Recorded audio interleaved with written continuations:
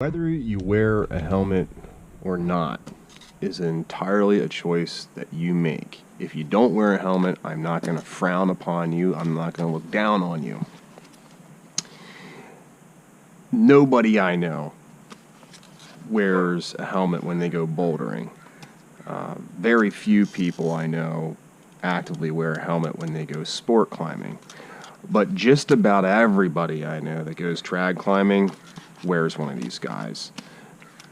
Yes, the risk of hitting your head in the case of a fall is absolutely real, and that in itself is a good reason to wear a helmet.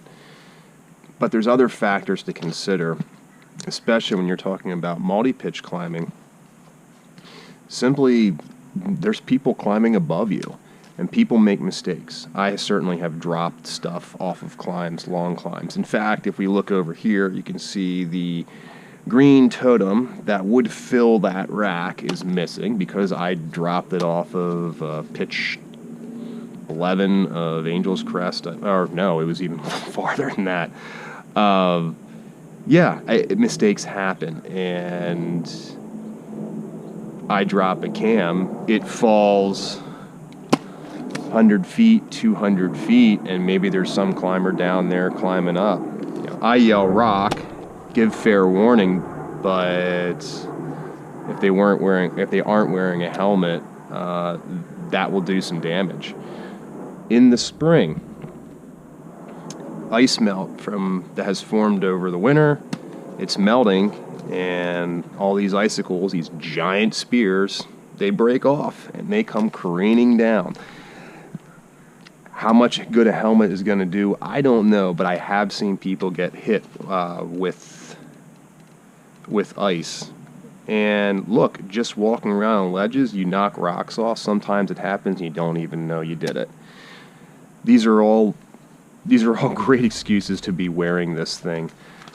Even my good friend Gunk Climber, who sort of selectively wears a helmet, has really, once he had kids, has become more actively wearing a helmet and even instilling that on his kids.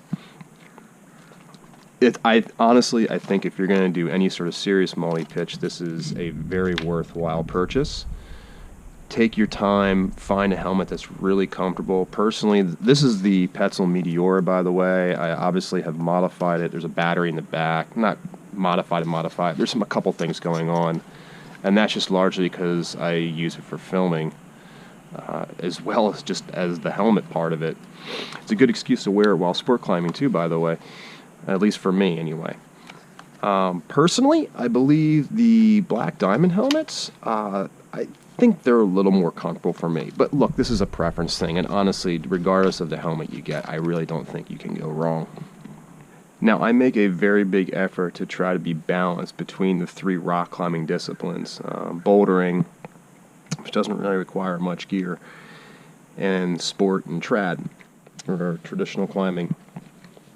This harness is what I use for my trad climbing, and honestly, it's really designed more as a sport harness. What are the differences? Well, comfort, your gear real estate, your belay loops, weight, they're all factors that play into it, and it's really a personal choice what kind of harness you want to use. Big wall harnesses, if you find them, their waist straps and their leg straps will be much wider. They'll probably be padded. You'll have far more gear loops to hold all of this.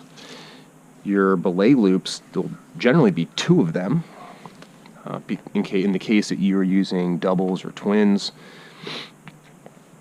And really, it really depends on that grade that I was talking about, the grade of the climb that you're trying to get on, or that you feel a majority of your climbing will be done on. Now, for myself, I probably climb more sport than I do trad. I think that's changed a little bit since I've gotten out west. But still, in general, I do a lot of sport. I have another harness for that, but I do like this one better. But even on the trad climbs, I mean, yes, I do. I will hit longer multi-pitch climbs a fair bit, but most of the time it's just, little one-pitch guys, two-pitch guys. And this harness works fine from that. I'm not doing a lot of like hanging belays.